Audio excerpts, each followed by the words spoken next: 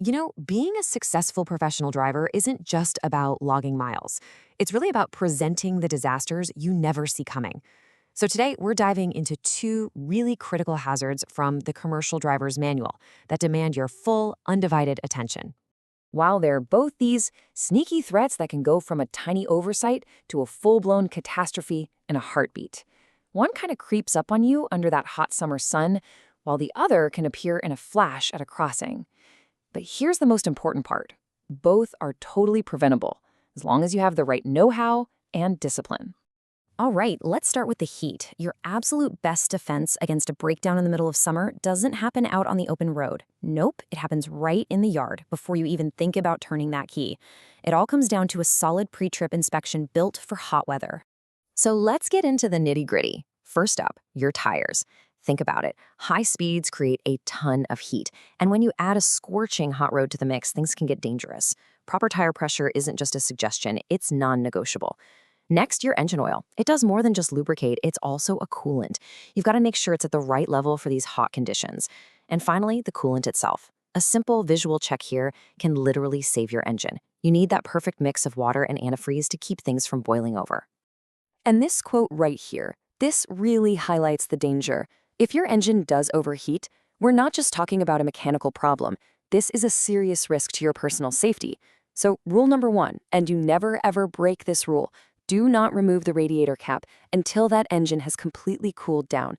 That pressure release can be like an explosion, and it can cause some really severe burns. Okay, so let's shift gears now. We're moving from that slow burn of an overheated engine to the sudden, high-stakes moment of a railroad crossing. To handle these safely, you have to learn to read the signs, to understand what the signals are telling you, and above all else, to trust your own senses. Basically, you've got two kinds of crossings. Active crossings are the ones we all picture, right? They've got the flashing lights, the bells, the gates. But then you have passive crossings. They have, well, none of that. There are no automated warnings at all.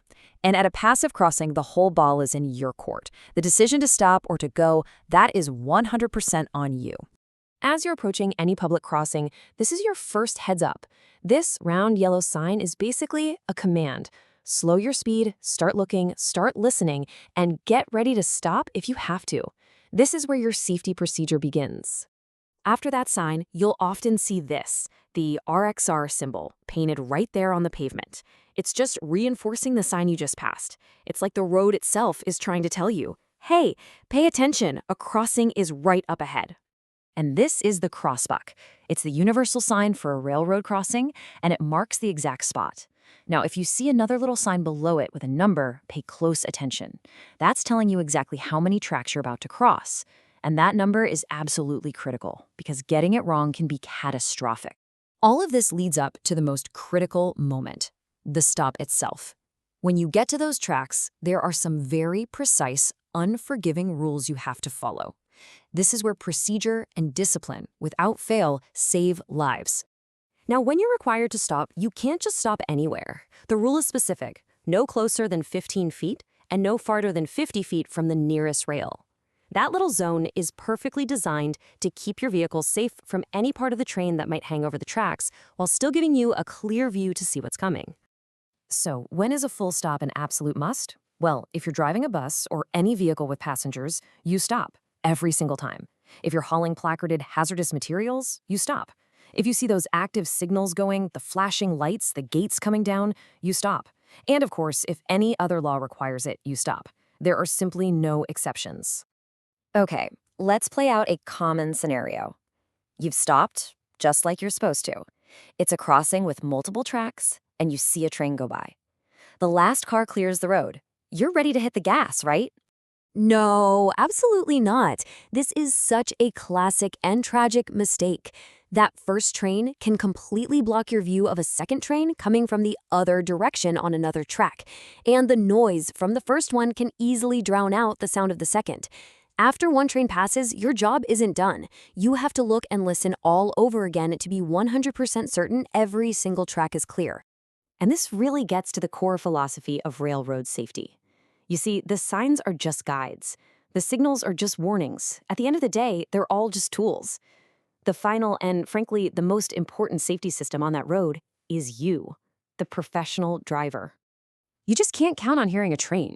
Modern trains can be eerily quiet, and some areas are even designated no horn zones.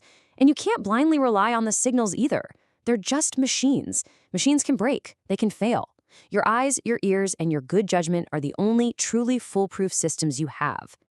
If you only take one single rule away from all of this, let it be this one. A train is always bigger, way heavier, and moving much faster than it appears. And it can't stop quickly, not even close. That optical illusion of a slow-moving train in the distance has fooled a lot of people, with fatal results. Trying to beat a train is a gamble that you will, eventually, lose. And that just leaves us with one last thought. Technology can and does malfunction. Warning signals can fail. So the real question isn't if they'll fail, but when they fail. And when that happens, can you afford to fail too?